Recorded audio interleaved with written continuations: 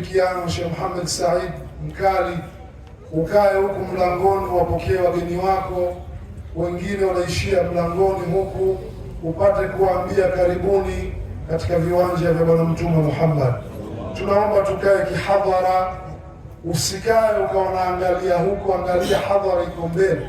Muda huu kabla ya akili za watu hazijachoka, ni muda wa kupata sabuni ya roho, ambaye mzungumzaji wetu wa kwanza atakuwa imam wa Masjidi Mtambani, Sheikh Shaabani Pembe, apate kuongea na wapenzi wa Mtume Muhammad sallallahu alaihi wasallam.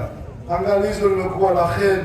Madrasa yoyote ambaye kama hujatimia, nyosha mkono tuko hatujatimia.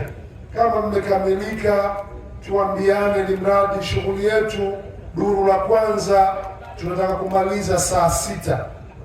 Baadaye hapa kunakuwa na duru la pili hadi asubuhi. Kwa hiyo tunaomba ile saa 6 imeza kuu tupate kushirikiana nao kwa pamoja. Sheikh Nasr Makuza yuko wapi? Sheikh Nasr, umeleta vitu hapa, sielewi hii ni keki au ni kinara cha kuweka ubani au kitu gani? Kwa hiyo kama ni vitu ambavyo unaonekana ni vizuri, anza wewe mwenyewe kula pale, afu tuone mambo haya yakoje. Huu ndio Mtume Muhammad. Siku hizi Mtume anapambwa kwa hali zote. Kwa hiyo tusiwe wanyonge, wapenzi wa Mtume. Hiyo ni kinara, iko kimewekwa kwa ajili ya mashehe.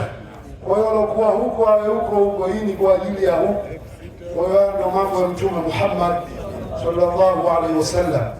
Kwa Sheikh Shaabani Pembe, muda huu ni wako, uongee na wapenzi wa Mtume Muhammad sallallahu alaihi wasallam kwa kauli mbiu yetu hii ambayo nasema hikma ndiyo tunu ghali zaidi iliyotupotea. Kwa tukuombe muda huu uje hapa sajali na hiki kimimbar chetu, upate kusimama na bana letu ile madrasa ya tauhid lipate kwenda vizuri. Baada ya yeye tu nazisogelea madrasa ambazo ziko tayari, ziniambie tuko tayari.